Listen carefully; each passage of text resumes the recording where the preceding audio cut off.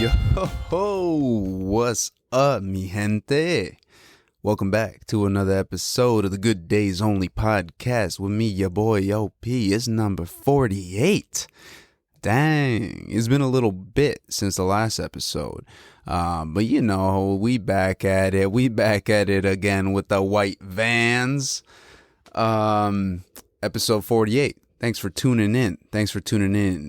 To the Good Days Only podcast. Check out Campfire Coffee out of Tacoma, Washington in the PNW. If you haven't already, check them out online at their store, welovecampfire.com. Use the code GDOPOD15, that's GDOPOD15 at checkout for 15% off your entire order. That's not only on the beans, but that's everything else. So get yourself a cool little mug. They got mugs with the cool little, you can get a mug with a bear on it, or maybe a little backpack, or maybe some bath bombs. If you like to, you know, take a little bath after a long week or on a nice Sunday evening before the start of the week, the work week for you, get a little bath bomb from We Love Campfire. And they got some awesome beans as well. So check them out. WeLoveCampfire.com. GDOPOD15 at checkout for 15% off your entire order. But now let's get into episode number 48 and start it off with the caffeine breakdown.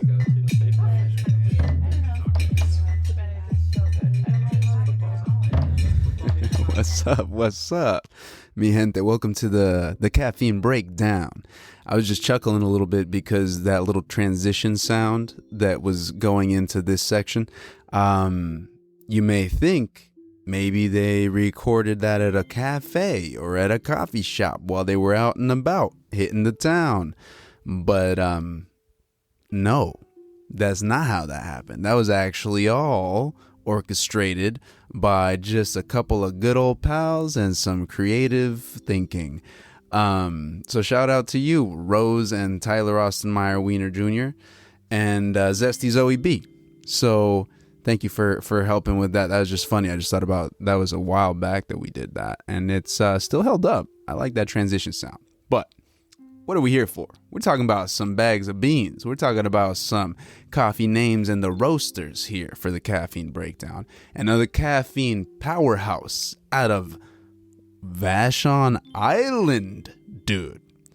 Yeah, the Island boys might be at the bottom of the ranks these days, but Vashon Island stays winning with their coffee production game. All right, the heart of the sound, as some might call it, Vashon Island is an amazing place to be. But the coffee roaster that I'm talking about is the one and only Vashon Island Coffee Roastery. Right in the name. Love it. You won't ever forget where you get it, you know? We got the Orca blend here with, as they explain, overtones created in tribute to the killer whale, inspired by a dream in which the whales came to Ava with a plea to help them survive. Now, you might be like, who's Ava? Because that's what I asked myself when I first read this. So let's find out a little bit about who Ava is. So we got to take a little trip back in time, okay? The roots of Vashon Island Coffee Roastery. I got this from their website, tvicr.com, which is the Vashon Island Coffee Roastery, .com. So their roots, Minglement, an organic food, herb, and spice store establishment in 1972 on Vashon, was growing, and Ava wanted to move her business into a larger space. A country block away, the original historic Seattle's Best Coffee roasting facility stood empty. So why not let's go and just shimmy our way over there, huh? Why not? Well over 100 years old with its well-worn wooden floors. I like this. This is on their website, and this is they got the words. It's kind of like a little flow, you know. But I'm not a rapper though. Wooden floors, charming front porch, dramatic high ceilings, and Jim's original roasting equipment. Shout out Jim. The beautiful building had almost the exact coordinates of the center of the island was an enticing opportunity. We got to take advantage of these opportunities that we find enticing in life because life is too short, right? That was a quick sidebar, but let's continue here. While moving in, Ava had many conversations with Jim Stewart, the retired founder of Seattle's Best Coffee. Again, I know you've seen those bags out there, so shout out Jim Stewart. Ava learned about his roastery's history and came to understand his extensive knowledge and profound love of all that is coffee. His commitment to bringing high-quality, traditionally grown and fully fermented coffees to market sparked Ava's interest. And the rest is history, huh? So that's pretty much like I could just keep going on, but let's see. Jim shared with Ava some of the rarest and most flavor-filled coffees in the world and encouraged her to try her hand at coffee roasting using his well-seasoned original vintage roaster. Well, I'm glad that Ava did. I'm glad that you did, ma'am, because this is what it's all about right here. And this, I know that I'm pointing at this cup, but you guys can't see it. But maybe if you're sipping along and you can imagine that you're drinking this same cup of coffee. Or after this pod's over, you can go ahead and order. Or why even wait? Just go online right now. You can go to the Vashon Island Coffee Roastery and TVICR.com and get yourself a bag of beans off their webpage. We're in the 21st century. Look at that. The power of technology.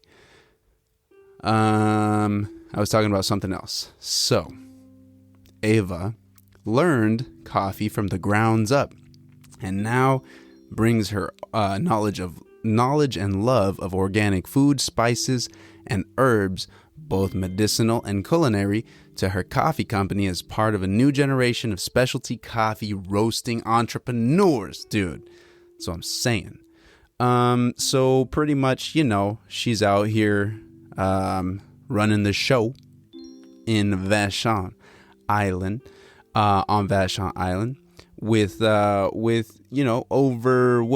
over 50 years of roasting heritage, is what it says on the label right there as well. So shout out to you, Ava.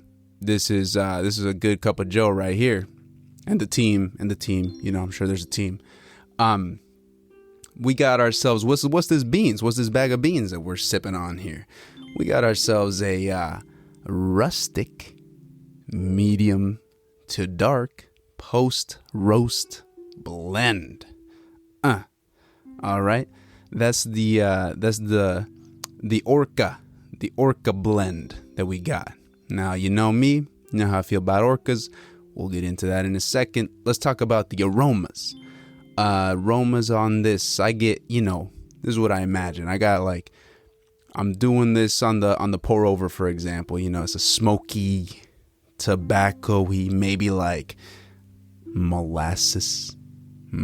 Maybe imagine you're walking on the, you're out here in the PNW and you're walking in the forest on a hike, maybe, and you smell like just the faintest little, like a little smoky smell, right? And maybe there's like a cabin up yonder, and somebody probably threw their last bit of their little cigar, like the little butt of the cigar, in their chimney, maybe like a half hour ago, and that's the remnants that you smell, right? That little bit of that smoky. It's not too smoky, but you can tell it's there a little bit. Funny thing with aromas, though, because now that I'm saying this out loud, I know that I don't like the smell of cigarettes, right? But somebody else out there loves the smell of cigarettes. And I love the smell of caramel, but maybe not everybody likes how caramel corn smells, right? So I just realized, I don't know why I didn't realize this sooner, that whatever I'm saying about the aromas don't really matter till you do it yourself, till you smell it yourself, right? Because it could smell delicious to me, and it maybe doesn't smell that good to somebody else. Goes to show You never know. Anyways, that's the aromas. That's what I smell on it. That's what I smell. Okay, and we already heard what does that say with what they tell us? Complex, earthy, and well balanced. Mysterious, deep blend with harmonious overtones, created in tribute to the killer whale. Yeah, maybe. I mean, same. Let's move into the brew style. I touched on this just a second ago, but got that new Chemex Chemaire pour over, dude. Now, this is the traditional, the Chemex pour over rig with a slight twist, a little bit of a different build to it. So it's been coming out nice. Let me tell you, this bag of beans with the French press, it was a little bit too dark for that. It was just kind of too, for my liking, a little bit too smoky maybe. A little bit too sludgy, if you will. The AeroPress, classic. I mean, clean cup of joe every time. Never fails. Usually do the double filter in the AeroPress so that, sure, some might say that some of the minerals or the stuff gets lost in the filtering process with too many of the filters on there, but I like it like that. With the double filter in the AeroPress. Now, the Chemaire pour over, the new setup that we're talking about, awesome. Because those aromas, they open up nice, right? They open up nice and they fill the room. They fill the air. It's a beautiful thing. Now, the new Chemaire, the reason it's called the Chemaire is because there's these little notches in the side. There's some notches in the side, like strategically placed. It took a team of engineers and coffee connoisseurs to put something like this together. Those little notches in the sides of the Chemaire allow you to, you brew up to, I think it's up to 20 ounces that you can brew, and then you give it a nice little swirly dirly around that, and that the beans, not the beans, but the bean juice, the coffee, if you will, sloshes around, for lack of a better term, and it opens up the flavors. It opens up different flavors than you might have if you just had a normal Chemex and then you just saw the, the bean juice drip through. So open that up, aerate that, let the oxygen get into the coffee, just like you could do with maybe a little vino if you like wine. If you're into wine, have tried this with the wine. You know what's crazy? Sometimes you'll open up like a nice Syrah, let's say, for example, right? And you open that sucker up and it smells a certain way. It tastes a certain way, right? But then maybe because you don't pour the whole bottle out into your glass, unless you have one of those huge glasses maybe that I've seen around online that you can pour a whole bottle of wine into. But unless you got that going on, you pour a little bit of the wine into your glass, right? And you taste it. You smell it, you taste it, and it tastes a certain way. And then maybe that bottle sits on your countertop for like a half hour before you go back for more wine, right? Because we're sophisticated here. We're not swirl sniffing, chugging. Come on, we're enjoying the wine, right? That's why I said half hour. Relax. And then so you pour up a little bit more wine and you notice that the aromas and the flavor change a little bit over time. And that, imagine if you didn't have, and maybe you like that taste after those flavors open up a little bit after they've, had a chance to breathe. So we like that. But we don't like waiting. Time is precious. We don't want to wait too long for that wine to open up. So what can we do? You get yourself a nice little Chemex Chemaire pour over setup, with the little notches in the side, dude. And believe you me, you ain't gonna be waiting long till that wine opens up. I know I'm talking about wine right now, but imagine the same thing with coffee too. So essentially what I'm saying is this Camere thing is pretty awesome. And if you don't have one and you've seen it online and you're like, maybe I should try to get that to, aerate my wines or my coffees a little bit faster. You should, is what I'm saying, because it's awesome. And it just looks cool too. You can brew up to the one that we have, you can brew up to 40 ounces of coffee in it.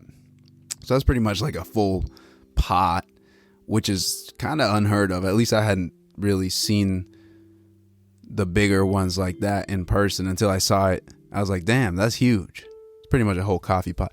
But to take advantage of the aerating system with the little with the notches that are in the side strategically placed, you can't do anything more than 20 ounces. So be mindful of that when you're aerating your wine or pouring your coffee, brewing your coffee.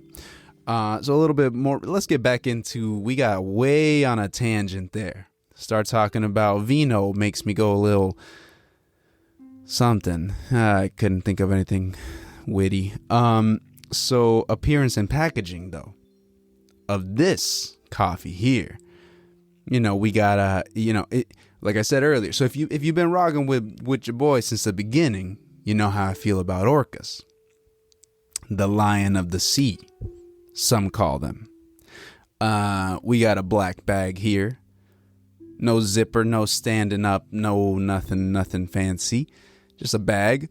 It's the tape to reseal sort of deal. So I definitely transferred this to a different container. On the bag, though, we got the black and gold colors. That's a crisp. That's a crisp. Let me get a little sip. What's this? You guys hear that? There we go. That was a little water right there. But, yeah, the black and gold. That's a color combo that's like, it's OV. It's OV, it's OP. It's overpowered. It's black and gold together is just something like, it reminds you of like triumph, no? Like black and gold. Like through the darkness, you see the shine with the gold, And that's what I see in this bag right here. So we got a nice gold trim around the edges here. The name, the Vashon Island Coffee Roastery up at the top center, looking nice and bold there. I don't know, maybe like what is that, Calibri? Nah, it's probably not Calibri. It looks a little bit too fun to be Calibri. What format? What font is that? I don't know. One of the ones where it's got a little bit of the letters on the ends, the big letters, the capitalized letters have some kind of little hooks on the ends of them sometimes. That type of font. And what else? So there's a circle, and then right in the middle, there's the image that got me, is the orca. It's in that Native American style of drawing. Almost looks like tiles that fit together to make the full image. Very beautiful, very beautiful. If you're up here in the PNW, it looks like the Tulalip Resort and Casino Wales. You know those ones? When you're driving up north on I-5, going up, and it's on the left side there. It's like exit 200 or something, or 199 maybe. That's the type of whale that it looks like. The casino whale. So all in all, though, dude, appearance and packaging, could do the stand-up zipper pouch. I'm the stand-up zipper pouch fanatic. But all that aside, the beans delivered, caffeinated for sure. The aromas, again, I like them. You got to try it yourself to know if you really like that smoke, though. You don't want that smoke unless you're ready to experience the smoke. Yeah. Sometimes you drink a little bit too much coffee and then you forget what you're really saying. That happens sometimes. If you haven't experienced it, get yourself a bigger mug. We're gonna move on to, would I purchase this again? Yes, I would purchase this again. I like the logo. I like the story. I like the background. Ava, shout out to you. And Jim, shout out to Jim as well. Vashon Island, pay that island a visit if you have not already. Beautiful place. Although being on an island's kind of scary sometimes if you think about it for too long. But let's get into the next section of the show, which is we're going to keep the vibes rolling. Keep rolling, rolling, rolling, rolling. Keep rolling, rolling. That's a good song. Let's see. What are we talking about? Keeping these vibes rolling. Dude, it's been a little bit. It's been a little bit since we last spoke. And a lot's been going on. Just the busy season, I guess, people getting married. Shout out to Mr. and Mrs. Jacobson. Yeah. Dude, weddings are a thing of beauty, huh? It's pretty awesome. Nothing better than seeing, when you see two of your best buds, walking down the aisle, and dude, I'm gonna start crying. What? Dude, nah. We don't gotta get too deep into it. But, yeah. So we were at a wedding. Celebrating the love and the friendships. Weddings are awesome, dude. Weddings are cool. It's a time that you can, be just surrounded by the utmost of love and laughter, and it's almost kind of like time stops, and you're able to enjoy what life's really all about, is people's company. Somebody that you know and love, that have shared experiences with you, and you're able to just, enjoy the time that you're together. Right? It's pretty amazing. So shout out to the newlyweds. I didn't even plan to talk about that here. That's funny. Usually have these little notes about what I want to talk about. But that just came to mind because it was a huge moment recently. And I remember being a kid and going to weddings, and I always hated it, dude. It was always just such a big ordeal, being a kid and going to a wedding. Maybe because you didn't really understand what love really is yet, as a child. And again, this is just me, my experience, but I just remember it was always this big ass party, and there was always so many people, and there was always loud music, and maybe I didn't even know some of the kids there when people were getting married, because it was through the church, it was this big Catholic wedding. And that's probably why I used to have this hatred or resentment towards weddings, just these big events. It's kind of funny. I remember one time there's always when weddings happen in the small town, small Eastern Washington, put yourself there in that sort of lifestyle. And so there's only a couple of event centers around the area, right?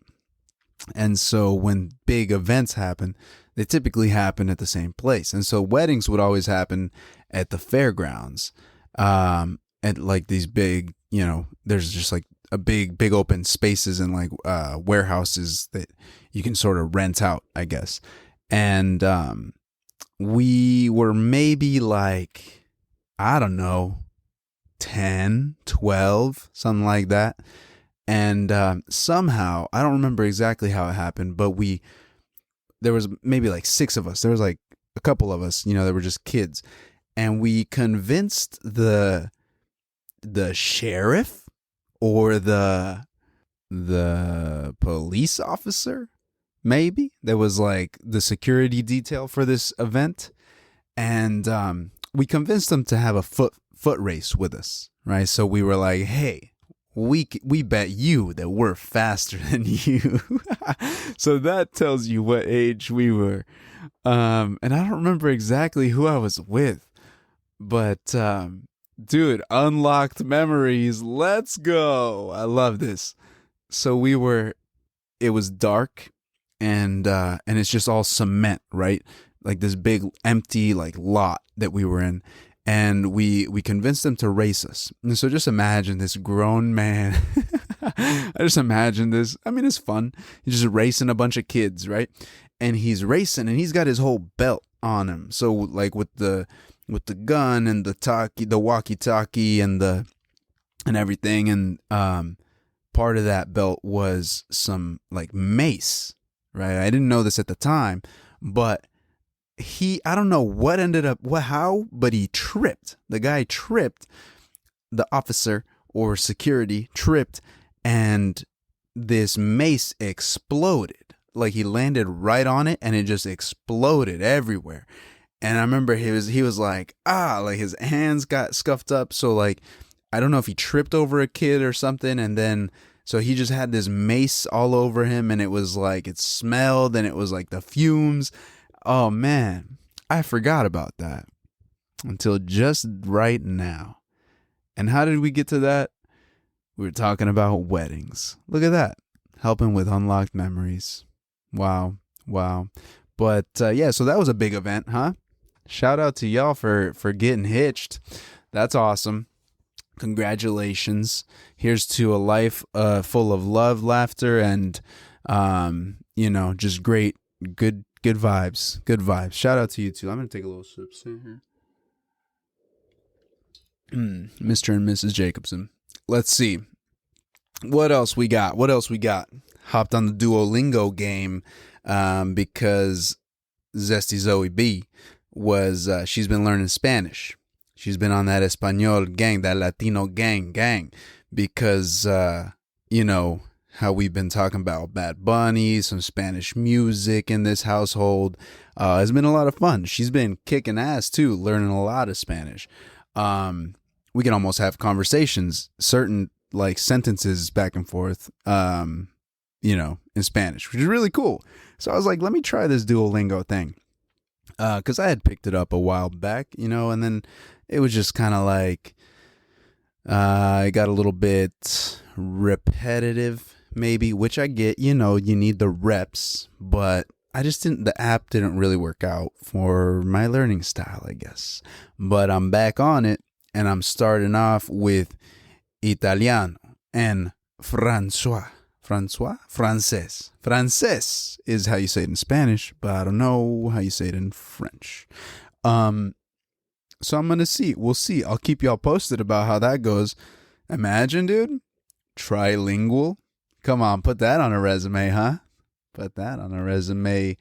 So Duolingo, they got this cool little app with a little bird that kind of tells you, hey, you're doing good or whatever.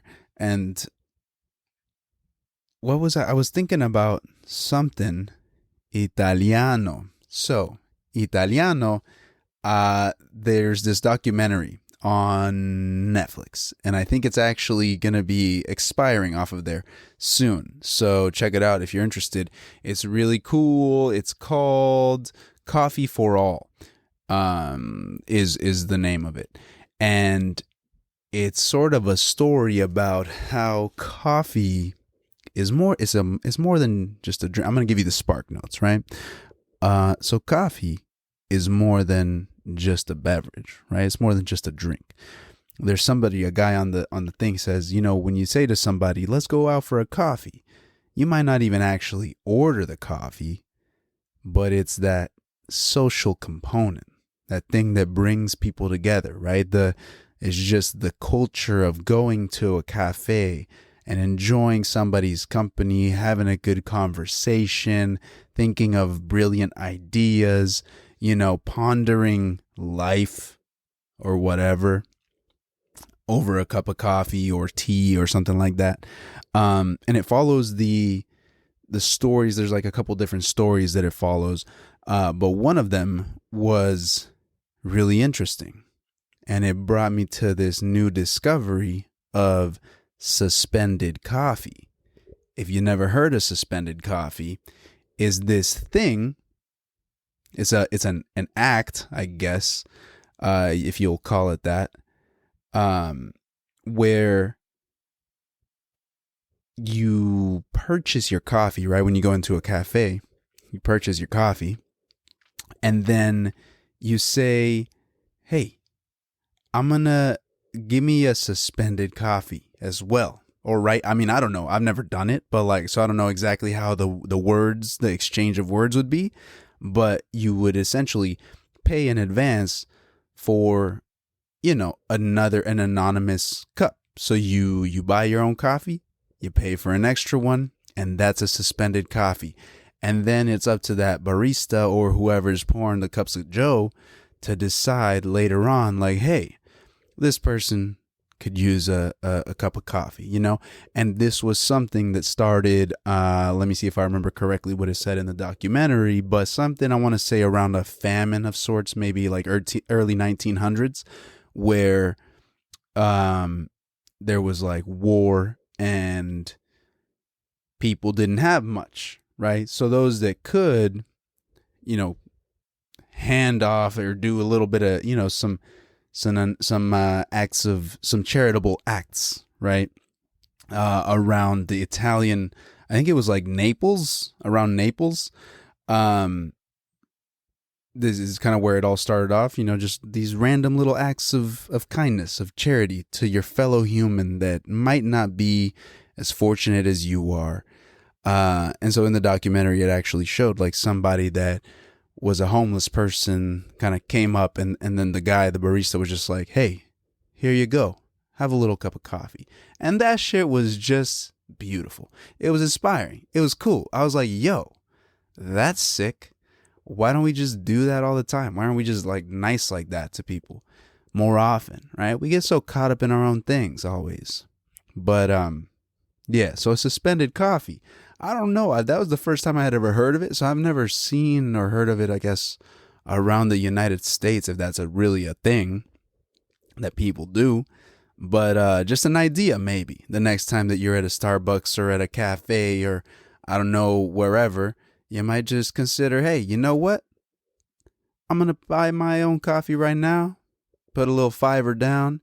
And get somebody else an anonymous cup of coffee. Imagine if you're walking into a cafe and the barista's just like, hey, what do you want? And then you're like, I don't know. It's my first time here, maybe. And I don't know what I want. And so then they're like, here, have this. And you're like, oh, that was cool. I didn't even have to decide. And then they're like, yeah, it's just, you don't have to pay for it. And then you're like, what? Dude, that'd be crazy, right? That's cool. Suspended coffee. Let's make it a thing in the US. Dude. So, yeah, I know that the coffee section of this kind of got a little bit long. And I know we all got things to do, places to be, people to see. So I just wanted to, keep y'all posted on what's been popping off lately. Went to Tennessee.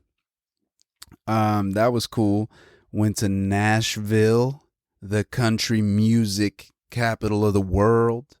Did not disappoint. It was cool. I mean, I was there for work, but did get to explore a little bit of the downtown, the Broadway. I think it's called. Yeah, Broadway. Had some hot chicken down there. Fire. Catfish. Torched. What else? Some brisket, some ribs, some wings, dude. Had it all. I ate so much while we were there. I think we were there like 4 or 5 days. And it was good. It was good.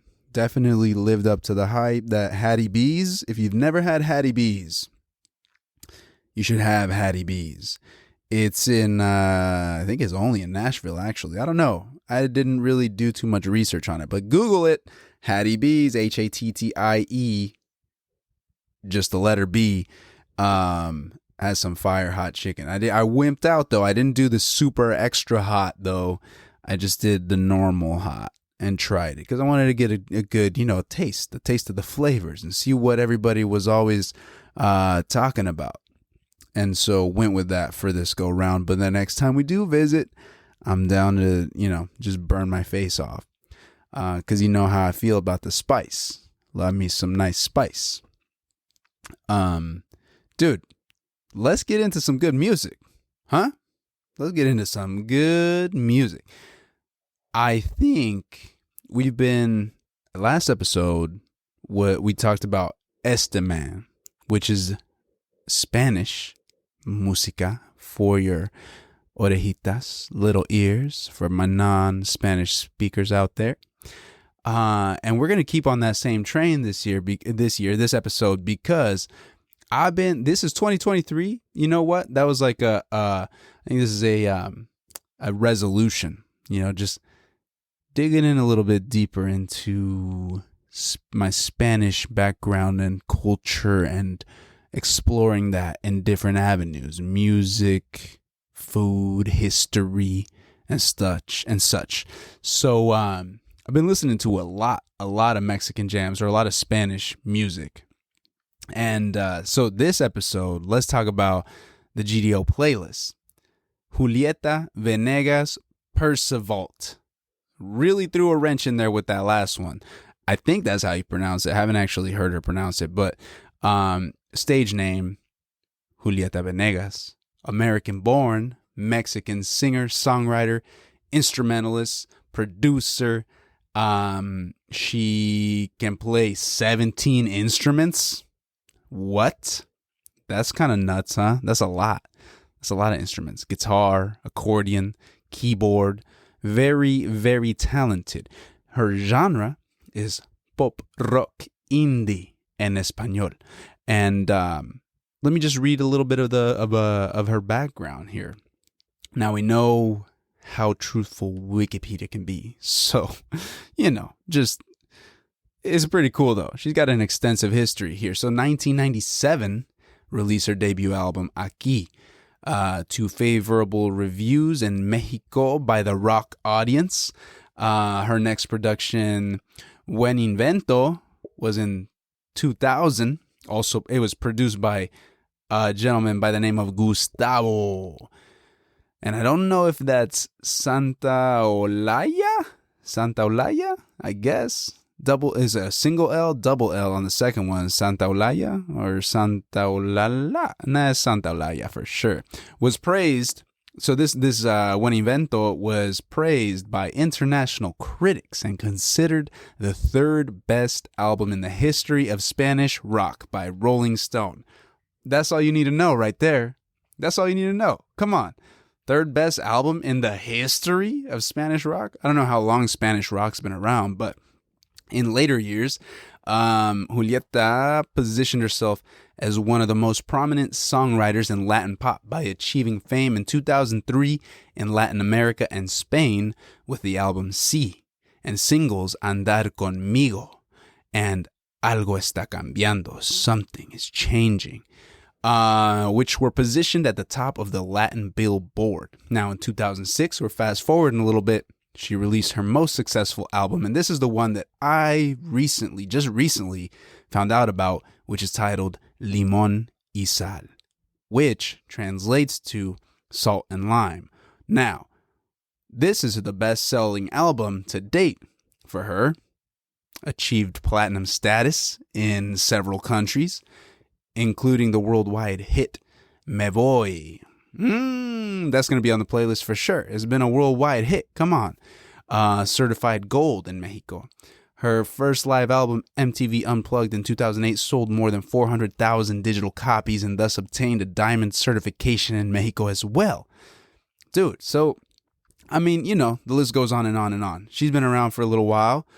Julieta, dude, she's got some pipes, though. She's got some pipes. I really like that Limón y Sal album, and the cover's cool. It's purple. So there's going to be, some good bops on here. kind of maybe some of the songs are a little bit like angsty, you know, that rocky type vibe. But she reminds me a lot of Este Man, like I don't know if it's the melody, maybe. So if you did follow the link in the previous episode and check out Este Man and that Spotify and that GDO playlist, check this out, compare and contrast, holla at your boy, let me know what you think, because I see some similarities here. I can draw some similarities. So that's going to be the GDO playlist for this week, for this episode number 48. Thank you for tuning in. Thanks for going through that ride with me. Tune in next time for episode 49. Appreciate you all. Love you. Mwah.